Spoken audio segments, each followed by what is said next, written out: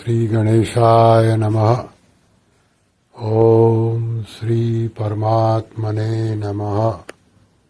अध्याय 3 कर्मयोग श्लोक क्रमांक 19।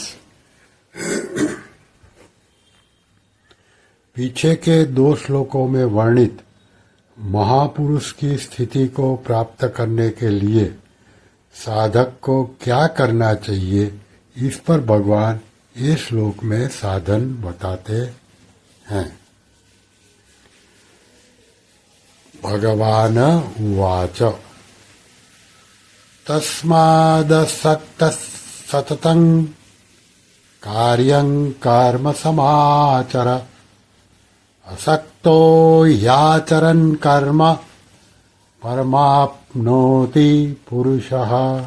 अर्थात भगवान बोले, इसलिए तू निरंतर आसक्ति रहित होकर कर्तव्य कर्म का भली भांति आचरण कर, क्योंकि आसक्ति रहित होकर कर्म करता हुआ मनुष्य परमात्मा को प्राप्त हो जाता है।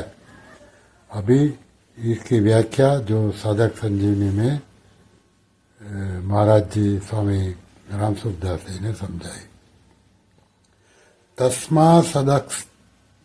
तस्मादसक्तः सततं कार्य कर्म समाचर। पूर्व श्लोकों से इस श्लोक का संबंध बताने के लिए यहाँ तस्मात् पद आया है।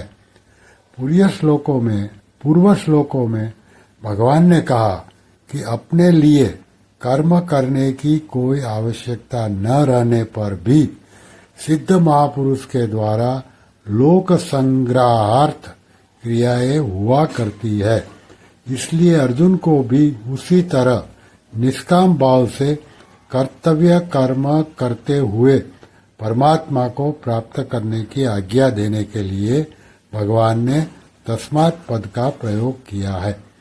कारण कि अपने स्वरूप स्व के लिए कर्म करने और न करने से कोई प्रयोजन नहीं है। कर्म सदैव पर यानी कि दूसरों के लिए होता है, स्व के लिए नहीं। अतः दूसरों के लिए कर्म करने से कर्म करने का राग मिट जाता है और स्वरूप में स्थिति हो जाती है। आसक्ति ही पतन करने वाली है, कर्म नहीं। आसक्ति के कारण ही मनुष्य शरीर, इंद्रिया, मन, बुद्धि आदि जड़ पदार्थों से अपना संबंध मानकर अपने आराम, सुख, भोग के लिए तरह तरह के कर्म करता है। इस प्रकार जड़ता से आसक्ति पूर्वक माना हुआ संबंध ही मनुष्य को बारंबार जन्म मरण का कारण होता है।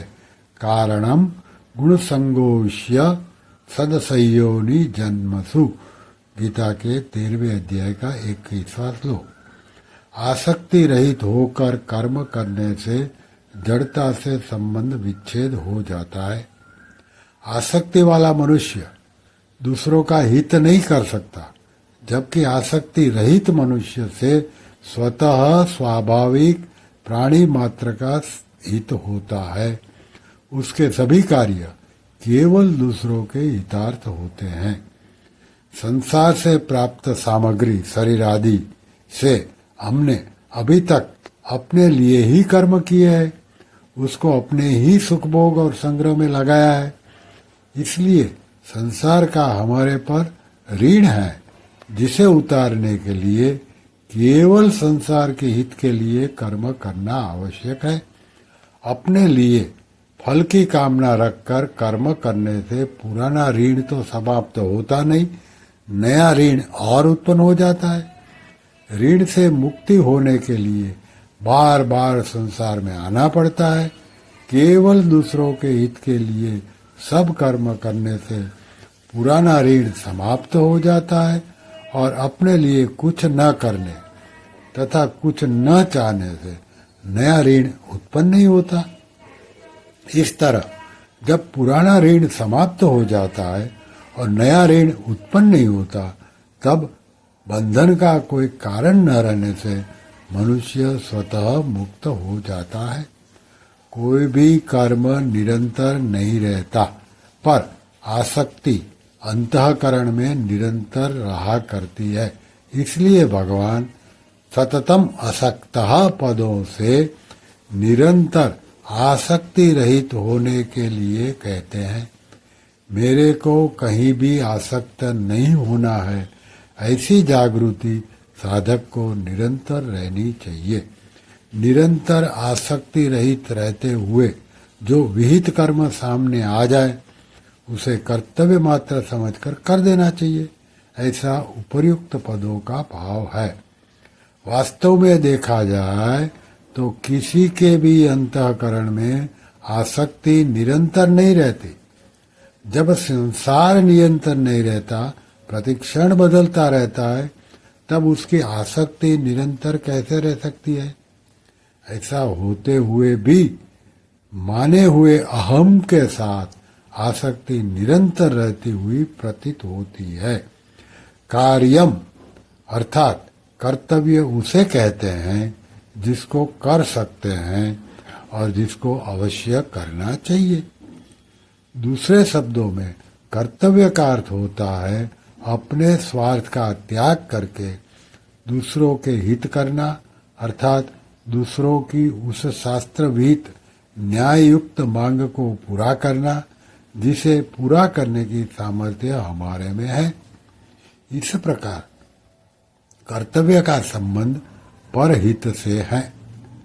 कर्तव्य का पालन करने में स्वयं स्वतंत्र और समर्थ है और पराधीन और असमर्थ नहीं है। हाँ, प्रमाद और आलस्य के कारण अकर्तव्य करने का बुरा अभ्यास यानी कि आदत जो हो जाने से तथा फल की इच्छा रहने से ही वर्तमान में कर्तव्य पालन कठिन मालूम देता है। अन्यथा कर्तव्य पालन के समान सुगम कुछ नहीं है। कर्तव्य का संबंध परिस्थिति के अनुसार होता है। मनुष्य प्रत्येक परिस्थिति में स्वतंत्रता पूर्वक कर्तव्य का पालन कर सकता है। कर्तव्य का पालन करने से ही आसक्ति मिटती है। अकर्तव्य करने तथा कर्तव्य न करने से आसक्ति और बढ़ती है। कर्तव्य अर्थात दूसरों के हितार्थ कर्म करने से वर्तमान की आसक्ति और कुछ न चाहने से भविष्य की आसक्ति मिट जाती है। समाचर पद का तात्पर्य है कि कर्तव्य कर्म बहुत सावधानी, उत्साह तथा विधि पूर्वक करने चाहिए। कर्तव्य करने में थोड़ी सी असावधानी होने पर कर्मयोग की सिद्धि में बाधा लग सकती है। वर्ण, आश्रम, प्रकृति यानी स्वभाव और परिस्थिति के अनुसार जिस मनुष्य के लिए जो शास्त्रविहित कर्तव्य कर्म बताया गया है, अवसर प्राप्त होने पर उसके लिए वही सहज कर्म है। सहज कर्म में यदि कोई दोष दिखाई दे तो भी उसका त्याग नहीं करना चाहिए, जैसा कि गीता के 18वें अध्याय के 48वें श्लोक में बताया। क्योंकि सहज कर्म को करता हुआ मनुष्य पाप को प्राप्त नहीं होता, जैसा कि गीता के 18वें अध्याय के 47वें श्लोक में बताया। इसलिए यहाँ भगवान अर्जुन को मानो यह कह रहे हैं कि तू क्षत्रिय है, अतः युद्ध करना घोर दिखने पर भी तेरा सहज कर्म है, घोर कर्म नहीं। अतः सामने आए हुए सहज कर्म को अनासक्त होकर कर देना चाहिए। अनासक्त होने पर ही समता प्राप्त होती है। श्री कृष्ण शरणम मम, श्री कृष्ण शरणम मम, श्री कृष्ण शरणम मम। ओम श्री कृष्ण शरणम मम, श्री कृष्ण शरणम मम। श्रीकृष्णार्पणमस्तु।